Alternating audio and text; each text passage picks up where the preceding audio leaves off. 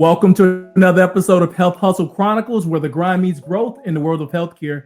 As you know, this ain't your typical podcast because I bring you some of the freshest, some of the livest guests from around the world, Craig. And today we have a very special guest who goes by the name of Kacie Pritt. Kacie, she's a visionary leader and innovator in healthcare, recognized for fostering collaboration and implementing transformative strategies that drive organizational growth and improve patient outcomes. With a proven track record of building meaningful partnerships across diverse sectors, she navigates complex challenges with expertise, leveraging synergies to deliver measurable impact.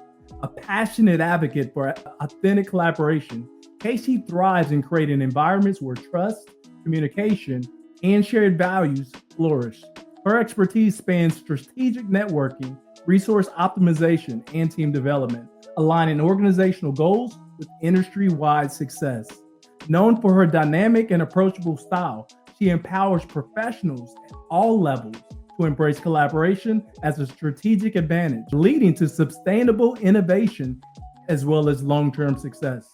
Kacie currently serves as the Pennsylvania Regional Director of Business Development for HCF Management, Inc., with a background as an Occupational Therapy Assistant and a Bridge the Gap Senior Living Podcast ambassador. She is highly respected industry resource. Dedicated to inspiring and equipping others, Kacie shares actionable insights that encourage professionals to build long-term, meaningful relationships. She is deeply committed to advancing initiatives that not only transform healthcare, but also create a lasting positive impact on individuals as well as communities. Beyond her personal endeavors, Kacie is known for infectious energy, authenticity, and unwavering dedication to spreading positivity.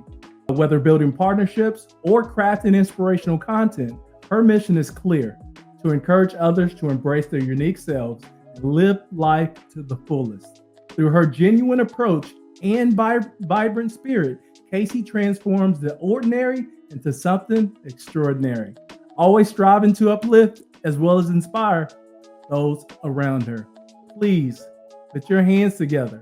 Let's welcome Kacie Pritt to the stage. What's up, Kacie? Mic drop. Mic drop. Listen, your bio, I was reading your bio. I mean, when you first sent it to me, I was like, okay, this is 100% her. This is like, you know how some people, like, they try to inflate their bio, right? Try to make themselves super impressive. This is 100% you, and we barely even know each other. I mean, we've been connected on LinkedIn for a minute, but just reading your bio, I'm like, this is spot on. When she talking about that authenticity, we're talking about creating meaningful contact, inspiring people, living life to the fullest. I see you 100% through and through in your bio. So I'm super pumped, super excited to share this stage with you and to get to know you a little bit better. Yeah, I'm super excited to be here. Thank you for having me. And I just want you to know that putting those words on, like, into a bio was not that easy. Like, I am authentically me and I know who I am, but writing it down, wow, it takes a minute, you know? Right. And it's you, though. I mean, you know, it's an exercise, right? I think it's something we should all do, you know, write and read our own bio. But then when someone else reads your bio and you listen to it, you're like, wow, that's me. Like, I've done that. That truly is me. So that's awesome. Listen, so we can all vibe with you. Please introduce yourself. Who is Kacie Pritt personally? Yep. So I am from a small town in Pennsylvania where I grew up about 10 minutes from where I live now. We had one gas station, no red lights, and 5 bars. So, like, that was it. There's nothing else. No, like, restaurants, you know, that type of thing. Very small. Grew up in a small community, and I started out of school. I went to be an occupational therapist assistant. And through that, I found that I guess I wasn't really, like, as authentically myself in the beginning, because it was just trying to find me, you know, as a 21-year-old out in the industry. And the patients that I worked with, I noticed that whenever I was me, I got better outcomes from them. Like, they were up actually doing therapy at a different level. And that's when I was like, okay, I guess, like, let's just do this. And I started really embracing who I was, and I've transpired that over into my personal life with my son. I have a 3-year-old son who I'm also just trying to really teach him to just embrace that. Wow, that's some good stuff already. So going all the way back, you're from a little small country town. You said it had one stoplight, 5 bars, and what else did you say it had?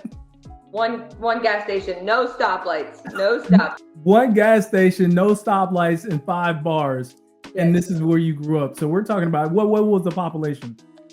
Beats me. Wow, that is interesting. So and then you also mentioned you have a 3-year-old. Boy or girl? Boy, Colton is his name. His name is Colton. That's awesome. And then professionally, who is Kacie Pritt? So that's a lot. We won't go into all that. But I found throughout my career, I started as a CODA, like I said, and then I went to be a director of rehab. I was Occupational Therapy Assistant, just a treating therapist for about 3 years. Whenever I first was a backup director, I got promoted to be a backup director. And then from there, I went to be a director of rehab at a different company. Stayed with that for a while, but I just found that I like to tell like stories and experiences. I wanted people to feel what we were doing, not just see, and I wanted to also know what everybody else was doing and how they were, like, what are they up to? How can we make this be the best that it can be? And that's where I found my passion for business development, sales, building relationships, and collaboration. And from there, I've just really blossomed, I guess, all of the different avenues that you can go with it. Listen, we're going to get to know more about your professional journey.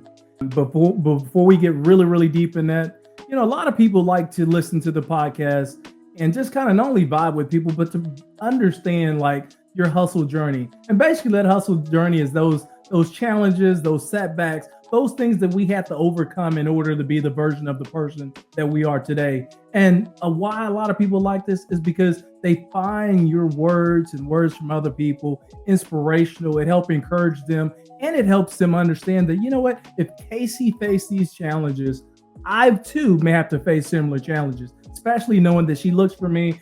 She looks like me. She's from this small town environment, just like me. You know what I'm saying? So I would love for the viewers and the listeners to understand what did your hustle journey look like for you? Yeah. So I have an associate's degree, and whenever I started as a CODA, I could not find a full-time job that was close to where I lived. Like, I was driving an hour to an hour and a half at PRN hours, which was basically I could get 10 hours a week or I could get 40. It wasn't predictable. We never knew, right? And then I did get a full-time position. From there, they actually reduced my hours to reduce full-time. And at that point, I'm like, okay, so I'm driving an hour and 15 minutes to work every day. I have a car that I keep having to maintenance because I'm putting 100 miles on a day.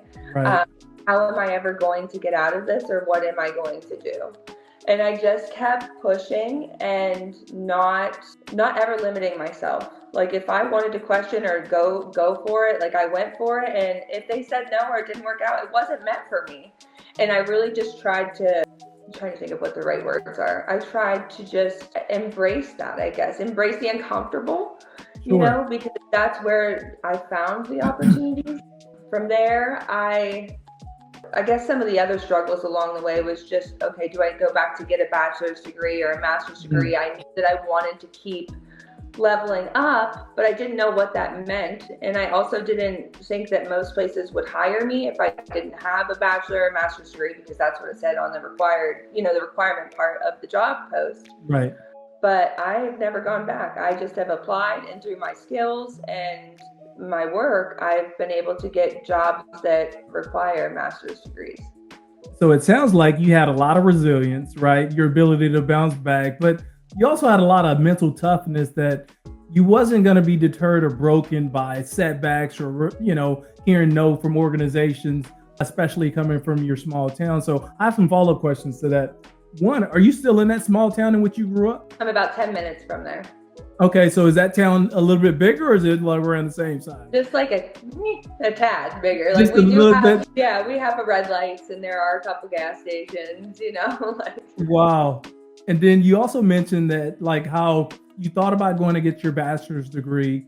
You decided against it, but you continued to apply for positions. And then ultimately you landed for, one of the roles that you're working at now. So I guess, where did that mental toughness come from? What made you continue to want to keep moving forward despite your circumstances? So I was already in debt because I went to school for my associate's degree. Right. And I didn't want to be more in debt when I felt that I could learn whatever it was that I needed to do. So that was the main thing, is I did not want to put myself another, $30,000, $40,000 in debt when I felt that I would be able to achieve it if I could find somebody that would listen to me or see, you can teach me anything. If I have passion for it, we're going to nail it 100%. Right. How long did it take you to actually, find that organization that you felt like, this is it. This is where I can grow my career with? Yeah, so I'm with HCF now, and I worked with them about 7 years ago as the director of rehab, and then I left and went to be a liaison elsewhere. And whenever I saw this job, my job that I have now, open up, my heart just skipped a beat, because I truly align with what they believe in, their vision, their value, their purpose statement. It's me, so I think that this opportunity, which I didn't know was going to come up, obviously, when it came up, I'm like, yep, I just knew. I'm like, this is it. This is where I'm about things are going to happen here. So out of all the things that you could have done, why did you choose healthcare? So that's a good question. I guess I always wanted to help people. Honestly, I wanted to be the person that stood on Shamu's nose, but I knew that was not realistic. Okay, I've never heard that before. That's awesome. Yeah, so I wasn't going to move, down south, and that's kind of a, touchy subject about that. So it's like, okay, we're not going to do that. Okay. And my aunt, actually, she had a severe episode that I went to the hospital many times with her, watched her go through different rehabs and whatever, and I found occupational therapy. And just the way that it brought quality of life back to people. It gave people that literally had no hope. And that's where it was like, oh, this is healthcare. This is what they do. They take care of people. Right. They give them hope. Their family, they support them in times when literally they are at the lowest point of their lives. So that's it. Did you have any influences or family member in your life that actually went down a similar path that kind of helped you lead the way or inspired you? Or is this just, you decided, this feels right and this is the impact that I would like to make? No, with choosing healthcare, no, there was no family. I can tell you that whenever I was a director of rehab, I had a boss. Her name was Natalie Bilardo. She also had an associate's degree. She was a CODA. She was a regional director of operations. Man, she just showed me that if I did what I said I was going to do, embraced who I was and went after it, that I could do whatever I wanted. So she inspired me to push for the stars more, I guess. You mentioned the word CODA several different times. What does that stand for? Certified Occupational Therapist Assistant. To help me understand, what to going through, is that a certificate? Is that a degree? What is that? You have to get a degree, so it's an associate's degree, but then you also get licensed and certified. So there's a board that you have to get certified through. All right. So by license, you're certified occupational therapist? Assistant. And then occupational assistant. Also licensed in Pennsylvania, yeah. All right. So what does that allow you to do? I'm allowed to, that's so funny. I don't think anybody's ever asked me that question. So I can provide any sort of occupational therapy treatment interventions to patients in any setting under the supervision of an occupational therapist. So the occupational therapist has to write out what the evaluation, they do an evaluation, they write out the plans, and then I just treat for whatever the goals are that they put. Got it. And now, reading your bio, it said that you're a director. Let me go back to it. Say you're a director. Where is that? Regional Director of Business Development for HCF Management. So at some point you made a pivot to sales. How did that come about? Yeah, I think it was just how I found that was my passion by how I highlighted the outcomes that we were achieving in therapy. I wanted to do let's do handstands on the walls and take pictures and have our patients high-fiving us, whatever, which really, right. I wanted to tell the story of how they didn't walk and now we're doing these fun things, whatever. That's where I found the sales passion. I actually then went from being a director of rehab to a clinical liaison in an inpatient rehab, and connecting. It was like collaboration at its finest. Okay. So this is where it was like, okay, yeah, things are starting to really heat up. I'm finding me, right? I was talking with patients, I was talking with the doctors, the nurses, referral sources, and being kind of sometimes a firefighter, which I don't like, but we are. And just really being a resource, like always showing up to give is kind of where I found that it's still taking care of people, like the healthcare mission that I had, right? Just in a different way. Right. And then from there, I came to the regional director position. So I love the pivots. I love the I guess the networking that took place in there that helped you, one person led to another, that other person led you to another, which created an opportunity. And then again, out of your own words, you're still doing what you love. You're just doing it in a different role, which is powerful within itself.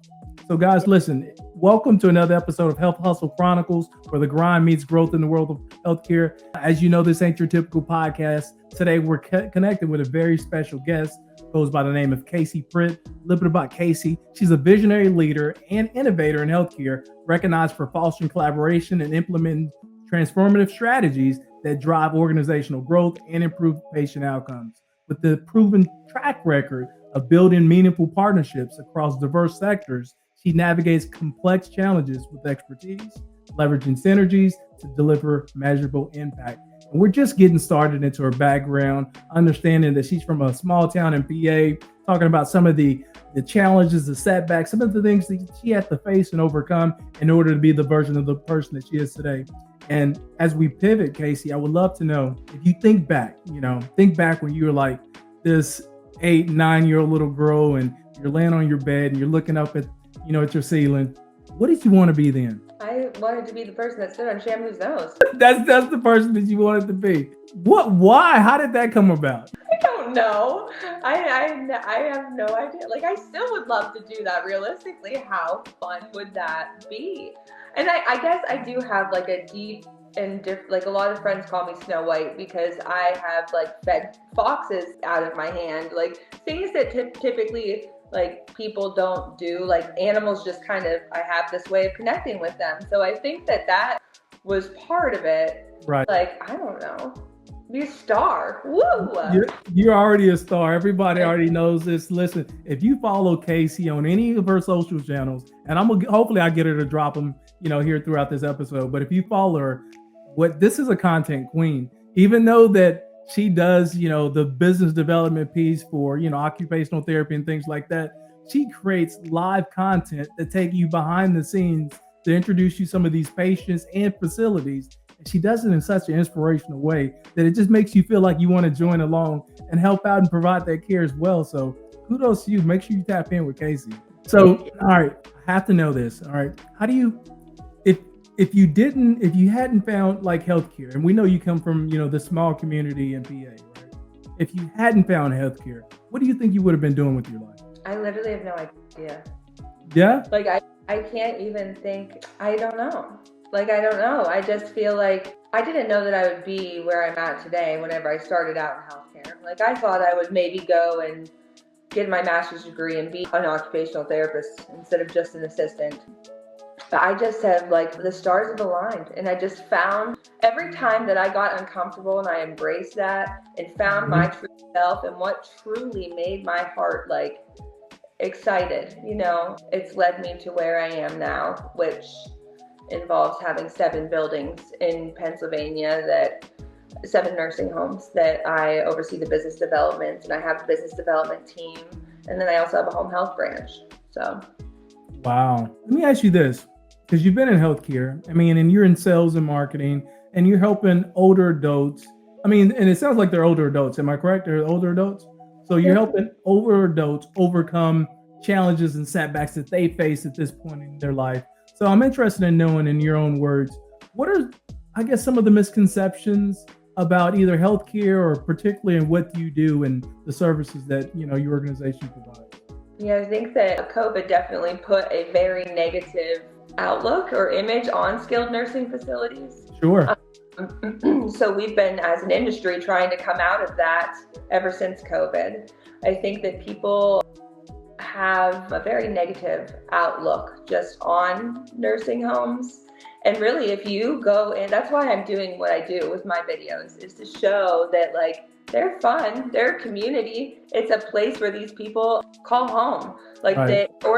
they might only call home for a short period of time before they go back to home because they need rehab. But it's what you make it. And I think finding those skilled nursing facilities that truly care about the patients, like they care about them like their family, and making it be about their experience and not the dollar. A lot of times people focus on the dollar, and I think that that's where it can get a little bit, I don't know. Sure. Yeah. I have a question for you, Kacie. Okay. In your, I guess, in your opinion, what do you think holds people back from accomplishing their goals? Them. I was gonna say their ego. That was the first thing that came, but I was Yeah. Sometimes it is their ego, though. For real. Sometimes it can be their ego. Or it's preconceived thoughts that they Mhm. had, or fears they've told themselves. Like, oh, I can't do that. Like, no, you probably can. You're the only person who's limiting yourself here. Right. I love that. So it's themselves. So tell me today, what impact, when it's all said and done, right, and history is written, what impact are you trying to make? That's a deep question. I guess the impact that I really would like to have is for people to, in this industry, to stop competing. Like, we're here for the patients and just learning how to work, like collaborate, work together, be who we are. And if we're the right fit for somebody, great. And if not, that's okay too. That's what makes the world go round. I think that would be one part. And then the other part would be to inspire people. And I don't have like a percentage of how many people, but Sure. to not limit themselves, be them, and watch opportunities unfold, because they will, if you truly just embrace and have that growth mindset. Go after what you want. If you want it, get it. So someone who is like listening to this or watching this and, they're inspired by your words, what advice would you give those professionals interested in either joining healthcare or connecting with you? Yeah, this is going to be really bad. I don't know what my LinkedIn thing is. It's all good. It's like Kacie Pritt, just look me up, Kacie, KACIE Pritt on LinkedIn. Definitely connect with me there. And what was the other question? People that are interested in like doing something similar within healthcare, what advice would you give them? Because we realize that the way you navigate is quite different from other people, like in more heavily populated locations, right? I think just to do it. Like, or ask questions. Be truly curious about why you feel that want. Like, what is your goal with it? What are you trying? Really just kind of look at it that way. But be curious. Ask people. If you don't know anybody, go there and ask them. Like, it's okay if you don't know them. Being just really curious so that you can have all the information you need to make a decision. A lot of people, like, they try to separate their personal life from their professional life. Is this something you struggle with, and how have you been able to separate the two? Oh, I struggle with it. Yep. I'm still learning, trying to figure it out. I think that the one part is that I am me. Like, I'm me through and through. I'm an open book, what that does is that does not allow me to put boundaries up at times to know, like, okay, this is whenever I shut work off. So if I see that my friend from the hospital, who's really just like a discharge planner or a physician or, whatever, is calling me, and it's 8 p.m., like, they need something. Like, they need help, even though I should not be right answering that. I do. And I'm working on trying to make sure that I still prioritize my family and separate that, because having time for me, downtime, is also very positive. But whenever you're in that, like, go, you love what you do, sometimes it's kind of hard. So as we go back and 10 years from now, we revisit this particular footage, this exact podcast, what do you think you're going to be doing in the next 10 years? Standing on Shamu's? No. Standing on Shamu's? I love it. Just kidding. No. I love it. I don't know where I'll be. I have tried to figure this out. It's so funny because every time that I think like I have a goal, I'm like, oh, in 5 years, I'm going to be doing this. Yes. And then I just continue to go down a natural path of elsewhere. And that's fine. It's been a wonderful journey. And I can't wait to see what all I uncover. But I guess just maybe still being a resource to people at some level and great, like inspiring them to be them. That sounds funny, but I don't know what I want to do or where I'll be. So I know you're extremely compassionate. I know that, you care about other people. Otherwise, you probably wouldn't be thriving as you are within this healthcare industry doing what you do. But I have to ask you, like, separate from work, outside of work, outside of, being this, healthcare professional that you are, do you have passion projects, things that you like to either talk about or do that people don't really, maybe we hadn't even talked about in this podcast yet, that you're open to sharing? Yeah. So trying to think of things that I like to golf. I'm not very good. I guess I like areas where I can shut my brain off kind of, but still be me.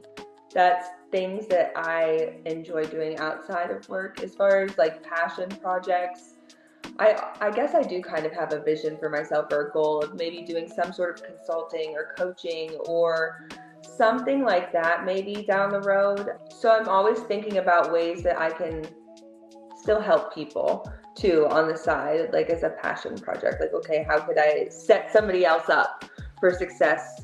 Or what could that look like? I'm always looking for opportunities, Patrick. That's what it comes down to. I just am always looking for opportunities. That's my passion. And that is what I'm doing when I'm working, when I'm not working, when I'm sleeping. Right. Now, in your bio, we barely touched the surface on it, but you're also the brand ambassador of Bridge the Gap Senior Living Podcast. What does that entail? What is that about? Yeah, so Bridge the Gap is a podcast. It's about senior living industry, where basically there's a bunch of thought leaders that are the ambassadors.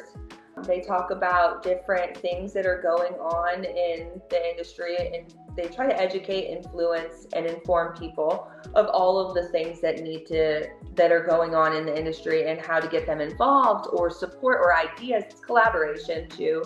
For me, it has been a place where I've been able to connect with leaders that are at the same level or higher or, similar than where I'm at, and have helped me see things through different perspectives. So it's a way of networking that is really fun, and the people that are part of it, they're incredible, they're passionate, I found my people there, the whole vibe. That's awesome. How did that come about? I literally have been watching their episodes for, I don't know, years in the shower, just listening and thinking, all right, someday, maybe someday I'll talk on this.